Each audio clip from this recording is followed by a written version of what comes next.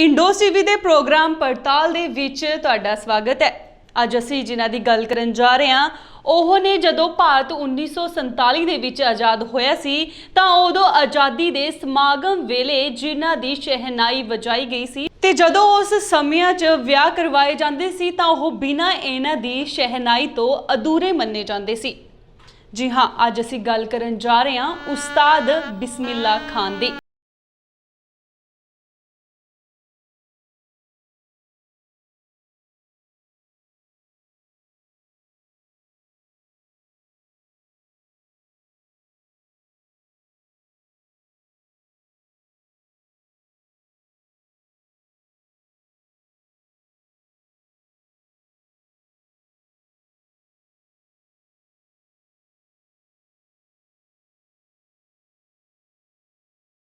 मकान विच उस्ताद बिस्मिल्ला खान अपनी शहनाई वजाउंदे सन, जिस दी हर दीवार ते बिस्मिल्ला खान दियां यादां सिमटियां होईयां सन ते फर्ज दी नमाज अदा करन तो बाद जिस कमरे विच उस्ताद शहनाई दा रियाज करदे सी उस कमरे नूं हुण ढाउण दी कोशिश कीती जा रही है। यह काम कोई गैर नहीं बल्कि उन्हां दे ही परिवारक मैंबर कर रहे ने। कोई परिवारक विवाद है जिस विच एक पक्ष उसनूं तोड़ के उत्थे कोई शॉपिंग मॉल बनाना चाहता है ते दूजा पक्ष अमानत के रूप विच उसनूं बचाउण दी कोशिश कर रहा है। फिलहाल यह विवाद हुण भखदा ही जा रहा है। हुण इस विवाद विच स्थानक प्रशासन भी दाखिल हो गया। प्रशासन वालों उत्थे चल रहे काम नूं रुकवा दिता गया। दस दे कि बिस्मिल्ला खान दे मकान दी छत ते उस कमरे दा मलबा रखिया है जिथे कदी उस्ताद फर्ज दी नमाज तो बाद शहनाई दी रियाज करदे सी ते हुण यह स्थान बिखर चुक्या है। इस टुट फुट तो परिवार ते आस पड़ोस दे कुछ लोकां नूं आहत पहुंची है। स्थानक लोकां दा कहना है कि ओह घर दी इस हालत नूं देख के बहुत दुखी ने। उन्हां दा कहना है कि जदों बिस्मिल्ला खान इत्थे हुंदे सी तां लोकां दा आउणा जाणा लग्या रहिंदा सी ते उन्हां नूं अपने मुहल्ले दे लोकां दे नाल बहुत प्यार सी। उन्हां ने कहा कि अज ओह इत्थे नहीं हन तां उन्हां दे मकान दी अज यही दशा है। मकान दी टुट फुट विच परिवार दे ही कुछ लोकां दी सहमति है। इस दे पिछे उन्हां दे अपने तर्क ने।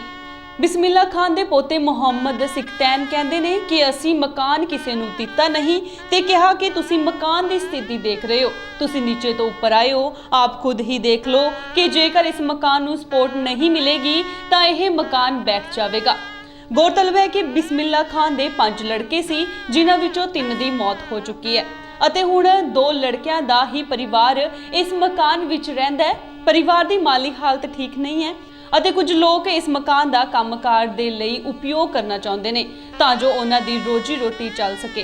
इत्थे यह भी दसना लाजमी होवेगा कि जदों 1947 विच भारत नूं आज़ादी मिली सी तां उत्थे लाल किले विच बिस्मिल्ला खान की शहनाई बजाई गई सी। इस दे नाल ही 26 जनवरी 1950 की शाम नूं गणतंत्र दिवस वेले भी उन्हां वल्लों शहनाई बजाई गई सी।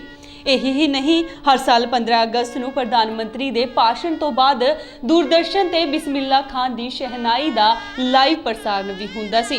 यह प्रथा जवाहर लाल नेहरू दे समय तो चली आ रही सी। इत्थे यह भी दसना लाजमी होवेगा कि जदों बिस्मिल्ला खान दा अंतिम संस्कार किया जा रहा सी तां उन्हां दे नाल उन्हां दी एक शहनाई भी दफनाई गई सी। तुहानूं दस दईए कि दूरदर्शन की सिग्नेचर टाइम विच भी बिस्मिल्ला खान की शहनाई की आवाज़ है। उत्थे उन्हां दी शहनाई की गूंज अज भी लोकां दे कन्नां विच गूंजदी है।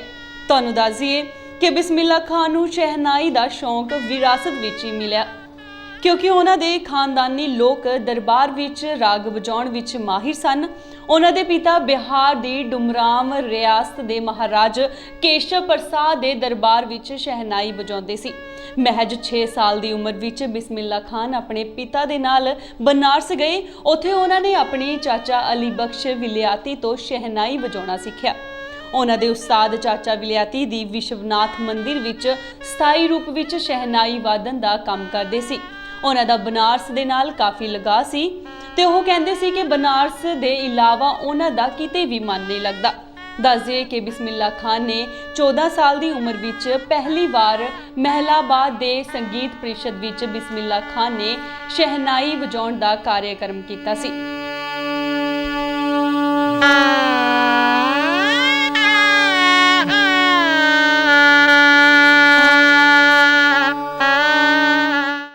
ਹੈ ਕਿ ਸੰਗੀਤ ਦੀ ਦੁਨੀਆ ਵਿੱਚ ਸ਼ਹਿਨਾਈ ਨੂੰ ਇੱਕ ਅਲੱਗ ਰੂਪ ਦੇਣ ਵਾਲੇ ਬਿਸਮਿਲ੍ਹਾ ਖਾਨ ਦਾ ਸਿਰਫ ਸ਼ਹਿਨਾਈ ਵਜਾਉਣ ਵਿੱਚ ਮਾਹਿਰ ਨਹੀਂ ਸਨ, ਬਲਕਿ ਉਹ ਦਰਿਆ ਦਿਲ ਵੀ ਸਨ। ਉਹ ਸ਼ਹਿਨਾਈ ਵਜਾ ਕੇ ਸੰਗੀਤ ਦੇ ਰੂਪ ਵਿੱਚ ਜੋ ਵੀ ਕਮਾਉਂਦੇ ਸਨ, ਉਸ ਨਾਲ ਗਰੀਬਾਂ ਦੀ ਮਦਦ ਕਰਦੇ ਸੀ ਜਾਂ ਫਿਰ ਆਪਣੇ ਪਰਿਵਾਰ ਦੇ ਪਾਲਣ ਪੋਸ਼ਣ ਵਿੱਚ ਖਰਚ ਕਰ ਦਿੰਦੇ ਸੀ।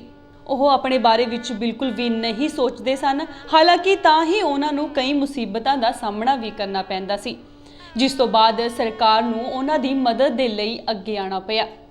ਉਸਤਾਦ ਨੇ ਆਪਣੀ ਜ਼ਿੰਦਗੀ ਦੇ ਆਖਰੀ ਦਿਨਾਂ ਵਿੱਚ ਦਿੱਲੀ ਦੇ ਇੰਡੀਆ ਗੇਟ ਤੇ ਸ਼ਹਿਨਾਈ ਵਜਾਉਣ ਦੀ ਇੱਛਾ ਜ਼ਾਹਰ ਕੀਤੀ, ਪਰ ਉਹਨਾਂ ਦੀ ਇਹ ਇੱਛਾ ਪੂਰੀ ਨਹੀਂ ਹੋ ਸਕੀ ਤੇ 21 ਅਗਸਤ 2006 ਵਿੱਚ ਦੁਨੀਆ ਨੂੰ ਅਲਵਿਦਾ ਕਹਿ ਕੇ ਚਲੇ ਗਏ।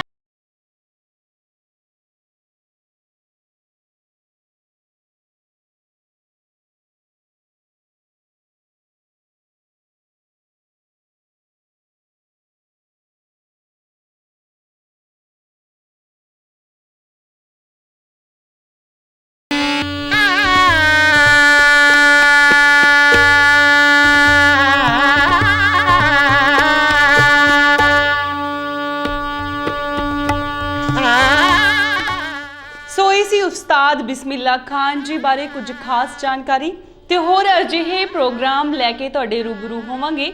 ਉਦੋਂ ਤੱਕ ਮੈਨੂੰ ਦਿਓ ਇਜਾਜ਼ਤ। ਸਤਿ ਸ਼੍ਰੀ ਅਕਾਲ।